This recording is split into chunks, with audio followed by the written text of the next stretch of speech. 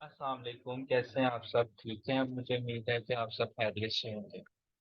आज की वीडियो जो मैं बनाने जा रहा हूँ उसमें मैं आपको बताऊंगा कि लिक्विडिटी रेशियोज को एक्सेल में कैसे कैलकुलेट करते हैं।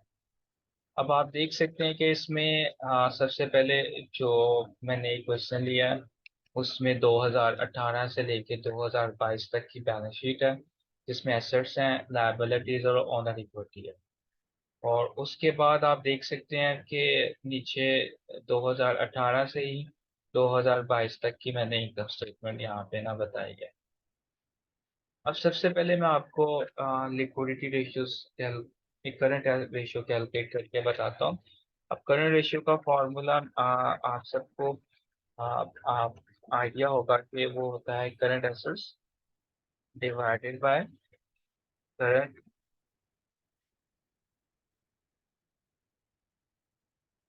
लायबिलिटीज।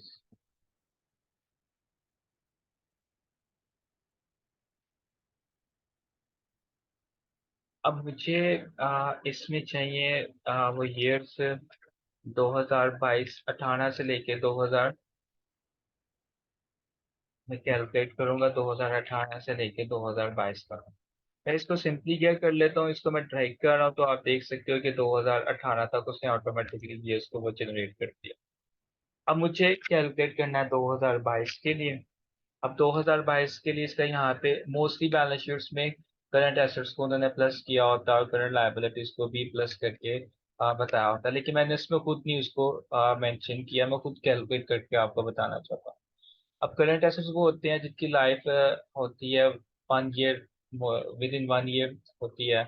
और जो करंट लायबिलिटीज होती है उनकी लाइफ भी विद इन 1 ईयर आपको उसको पे करना होता है। अब करंट एसेट्स को कैलकुलेट करने के लिए सबसे मैंने इक्वल का साइन लिया, फिर उसके बाद ब्रैकेट। मैं ब्रैकेट इसलिए यूज कर रहा हूँ क्योंकि इसमें मैंने इन सबको प्लस करना है। सबसे पहले मैं कैश को ले रहा हूँ, उसके बाद मार्केटेबल सिक्योरिटीज को ले रहा हूँ, उसके बाद अकाउंट रिसीवेबल्स को, फिर इन्वेंट्री को, और लास्ट पे ले रहा हूँ प्रीपेड एक्सपेंसेस को। आप सबको पता है कि करंट एसेट्स में पांच होते हैं: cash, marketable security, account receivables, उसके बाद इन्वेंट्री और प्रीपेड एक्सपेंसेस। अब मैंने इन सबको प्लस कर दिया और उसके बाद इसको करना है मैंने डिवाइड करंट लायबिलिटीज पे। अब वो करंट लायबिलिटीज भी अगर आप क्वेश्चन में देखें तीन है: एक अकाउंट्स पेएबल, उसके बाद सैलरीज पेएबल, उसके बाद अप्रूव्ड लायबिलिटीज।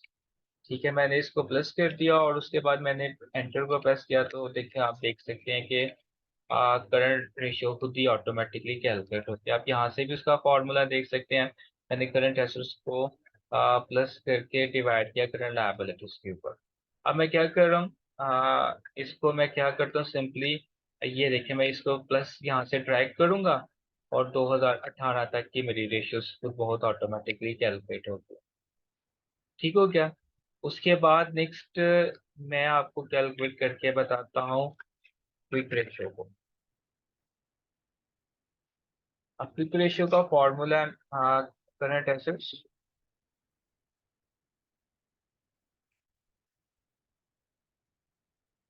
माइनस इन्वेंट्री और माइनस प्रीपेड एक्सपेंसेस, और इसको डिवाइड करते हैं हम करंट लायबिलिटीज पे। ठीक हो गया? लायबिलिटीज पे ये है फॉर्मूला हमारा इसका, आपका क्विक रेशियो को कैलकुलेट करने का। अब मुझे चाहिए सबसे पहले करंट एसेट्स। अब ठीक है, अब करंट एसेट्स तो मैंने ऊपर कैलकुलेट किए हैं लेकिन उसको मैंने डिवाइड कर दिया करंट लायबिलिटीज के साथ। अब इसको कैलकुलेट करने के लिए मुझे सबसे पहले चाहिए होंगे करंट एसेट्स, तो मैं करंट एसेट्स को ऊपर कैलकुलेट कर लेता हूँ अपनी आसानी के लिए। ठीक है, तो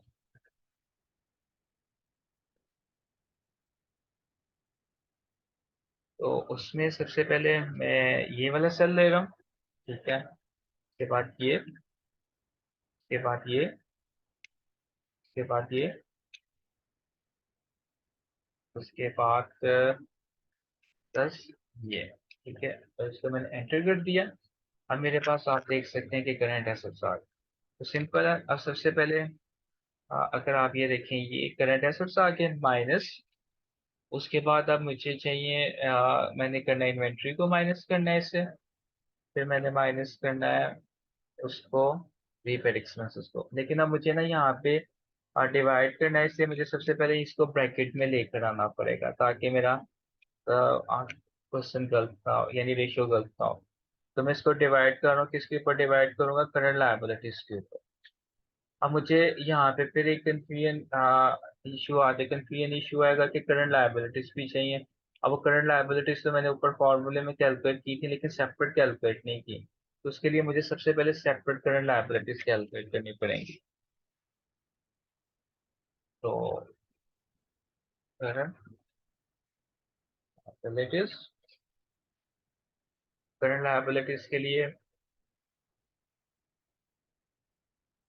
देखिए, ये मैंने क्या किया, इनको एंटर प्लस किया तो करंट लायबिलिटीज भी आ गया। अब मेरे लिए इसको कैलकुलेट करना इंतहाई क्या हो जाएगा, आसान हो जाएगा। सबसे पहले करंट एसेट्स माइनस, उसके बाद इन्वेंट्री को मैं माइनस कर रहा हूँ। उसके बाद प्रीपेड एक्सपेंसेस को मैंने ब्रैकेट को बंद कर दिया। अब मैं डिवाइड कर रहा हूँ किसके ऊपर, करंट लायबिलिटीज को डायरेक्टली। तो ये देखें, ये ऑटोमेटिकली क्या हो गया, कैलकुलेट हो। अब मैं अपनी आसानी के लिए, मुझे ना करंट एसेट्स चाहिए इन सब सालों के लिए। तो ये देखें, मैंने ड्रैग किया तो मेरे पास सबके करंट एसेट्स कैलकुलेट हो गए। मैं इसको ड्रैग कर रहा हूँ तो करंट, एक्सेल की ये खासियत है कि ऑटोमेटिकली वो देखें, ये वाला पोर्शन सारा बी को रिप्रेजेंट कर रहा है, लेकिन और जब यहाँ पे आऊंगा तो ये देखें सी को, ये डी को, उसके बाद ये ई को, और इसके बाद ये किसको कर रहा है, एफ को। यानी इसको बस ड्रैग करना तो ऑटोमेटिक उसने कैलकुलेट कर देना है। अब मैं क्या करूंगा, इसी चीज को यहाँ पे ड्रैग करूंगा तो देखिए आपके सामने उसके पूरी क्या करती, क्विक रेशियो भी कैलकुलेट कर। अब क्विक रेशियो को ना कैलकुलेट करने का ना एक और फॉर्मूला, जिसको मैं आपको बताता हूँ यहाँ पे, और वो है cash plus marketable securities plus account receivables.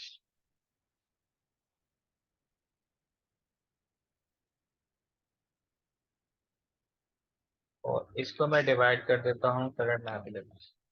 ये भी फॉर्मूला यूज होता है इसको कैलकुलेट करने का, तो मैंने कहा मैं आपको दोनों फॉर्मूले ही कैलकुलेट करके बता दूं। तो अब मैं आपको यहाँ पे कैलकुलेट करके बताता हूँ। ये देखें, इक्वल द साइन। अब मुझे सबसे पहले इसमें चाहिए वो कैश, फिर मार्केटेबल सिक्योरिटीज, और फिर चाहिए अकाउंट रिसीवेबल्स। मैं इसको क्या करता हूँ, ब्रैकेट में लेकर आता हूँ। ठीक है, और फिर ये, और इसको फिर कर देता हूँ डिवाइड किससे, करंट लायबिलिटीज से, जो मैं ऊपर कैलकुलेट कर देता हूँ। तो आप देखें सेम वही आंसर आ गया यहाँ पे जो मैंने पहले कैलकुलेट किया है।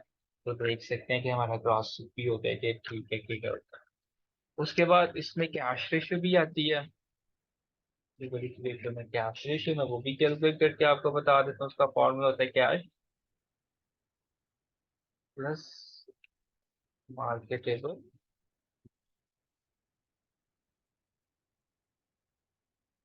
Securities divided by current liabilities. ठीक हो गया। अब मैं इसको कैलकुलेट कर देता हूँ आपके सामने। मुझे चाहिए इसमें कैश, आप देख सकते हैं, कैश प्लस मार्केटेबल सिक्योरिटीज और डिवाइडेड बाय करंट लायबिलिटीज। तो मैं इसको कर रहा हूँ ये, तो आप देख सकते हैं। उसके बाद मैंने क्या कर दिया, इसको जस्ट कर दिया ड्रैग। तो देखिए कैश रेशियो भी इसने कैलकुलेट कर दिया।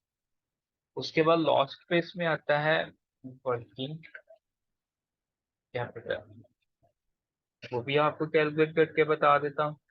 उसका फॉर्मूला होता है current assets minus current liabilities. तो ये आप देख सकते हैं, करंट एसेट्स हमने कैलकुलेट किए हुए हैं पहले, और करंट लायबिलिटीज मैंने जस्ट क्या किया, इसको ये किया, और ड्रैग किया तो आपके पास यहाँ। तो मैं इन सबको आपके जैसे कि आप देख सकते हो कि मैंने आपको लिक्विडिटी रेशियोज में चार फार्मूले कैलकुलेट करके बताए हैं, और मोस्ट कॉमनली ये वाले फार्मूले यूज होते हैं लिक्विडिटी रेशियोज में। मुझे उम्मीद है कि आप सबको इस वीडियो में काफ़ी हद तक समझ आई होगी कि हम इसको कैसे कैलकुलेट करते हैं। आपने जस्ट एक फार्मूला कैलकुलेट करना है, उसके बाद उसको ड्रैग करना है ऑटोमेटिकली। अगर इसमें 10 साल है तो उससे 10 सालों का आपको जो है ना वो कैलकुलेट कर देना है, अगर 10 सालों का डेटा गिवन है। एक्सेल में इतनी मेहनत नहीं करनी पड़ती, हमें जस्ट एक दफ़ा ही काम करना पड़ता है, उसके बाद उस फार्मूले को ड्रैग किया तो ऑटोमेटिकली कैलकुलेट होगा। अब मैं आपको अपनी नेक्स्ट वीडियो में मजीद जो दूसरी रेशियो है वो भी कैलकुलेट करना सिखाऊंगा। So thank you so much आप सबका।